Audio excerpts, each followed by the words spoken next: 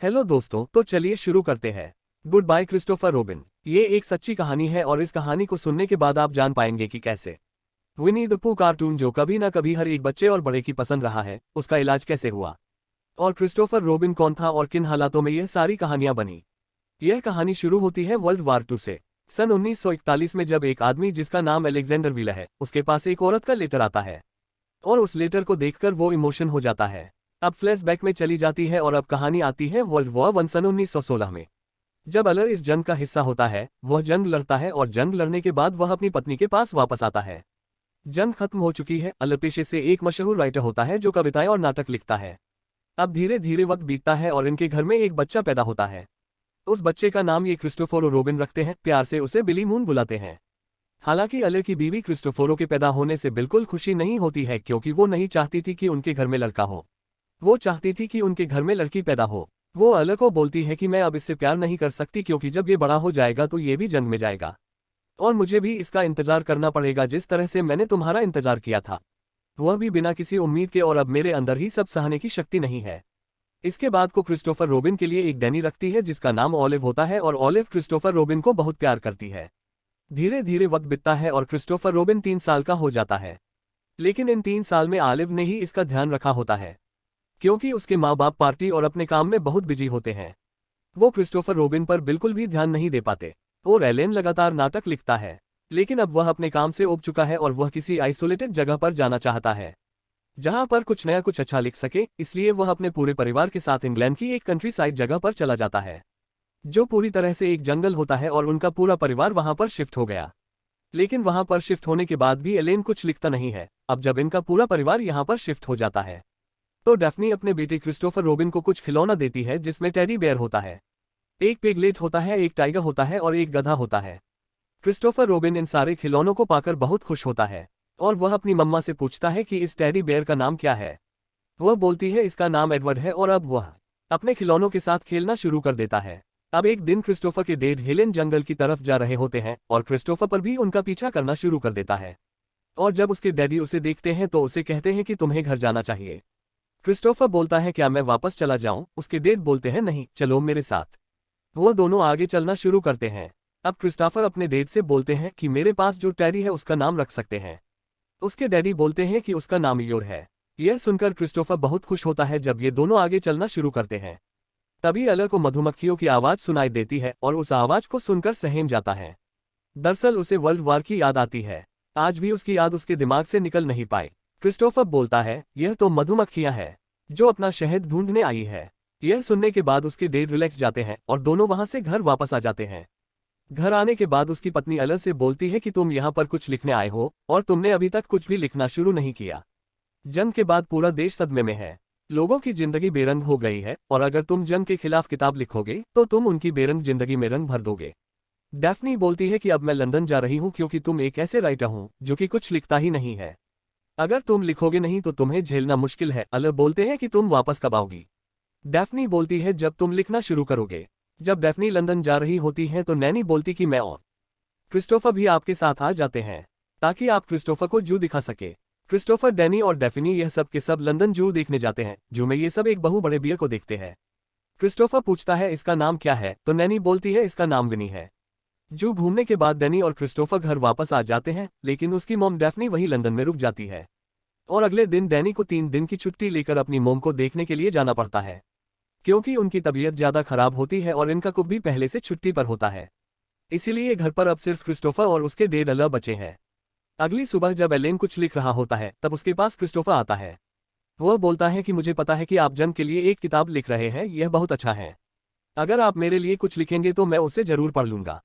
अलर बोलता है क्या तुम मेरे साथ बाहर घूमने चलोगे? क्रिस्टोफर बोलता है ठीक है, और यह दोनों बाहर घूमने जाते हैं। जब यह घूम रहे होते हैं तभी क्रिस्टोफर बताता है जब हम जू पर गए थे वहां पर मैंने एक भालू को देखा था जिसका नाम विनी था। उसका नाम विनी इसलिए था क्योंकि वह पेट से था। सिपाहियों ने उसकी मां को मार दिया और वह जू में आ गया जहां उसे सब के सब घूरते हैं।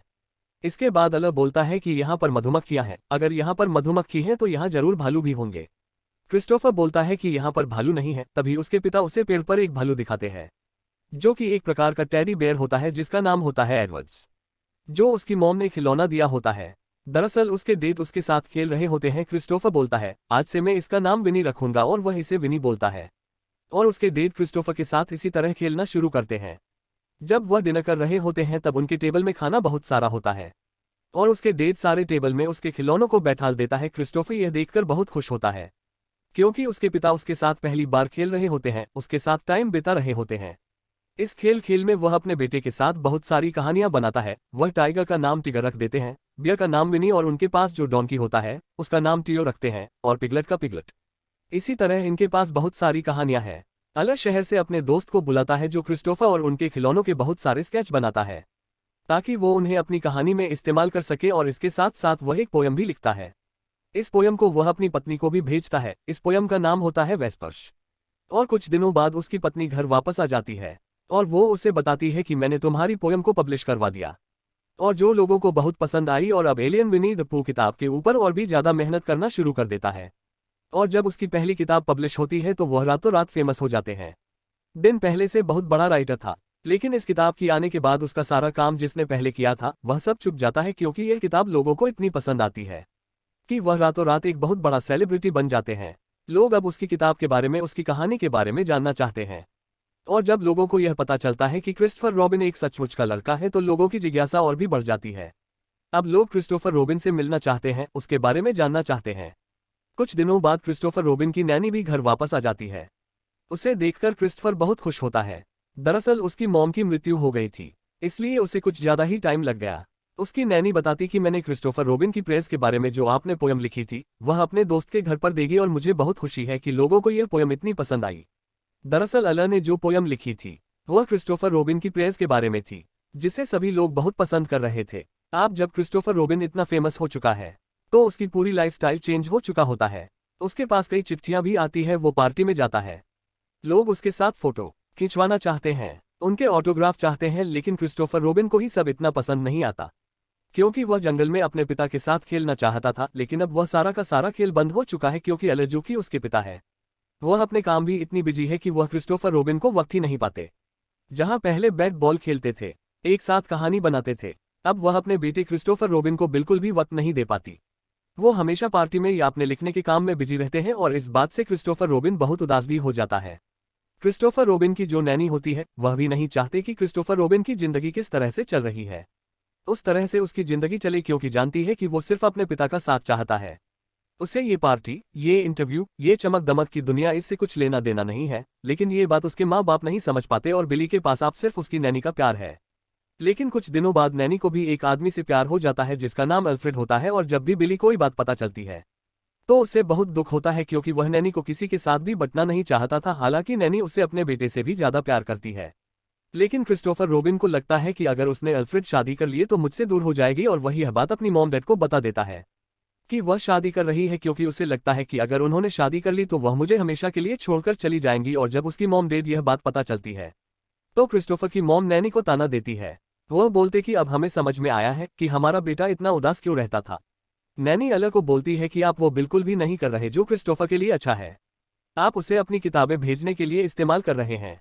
उसे एहसास दिलाया कि आप उसकी परवाह करते हैं। क्रिस्टोफर की मॉम बोलती है कि परवाह, मैंने उसे पैदा किया है। नैनी बोलती है लेकिन माफ करना, पैदा तो जानवर भी करते हैं।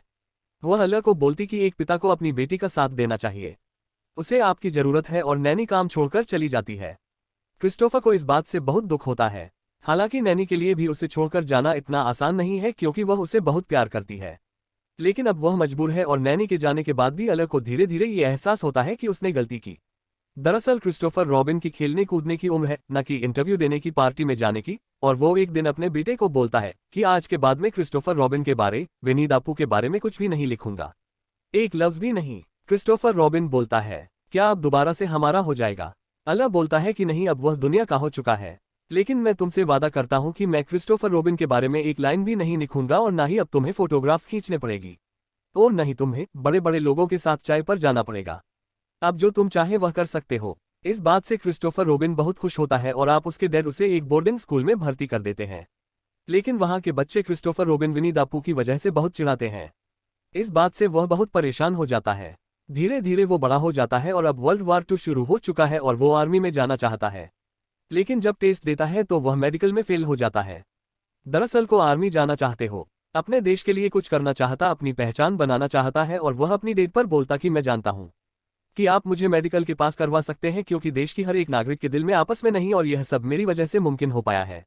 और अल न चाहते हुए भी उसी आर्मी में भर्ती करवा देते हैं और वार में जाने से पहले क्रिस्टोफर अपने डेट से बोलता है कि उस बैर ने मेरी जिंदगी खराब कर दी।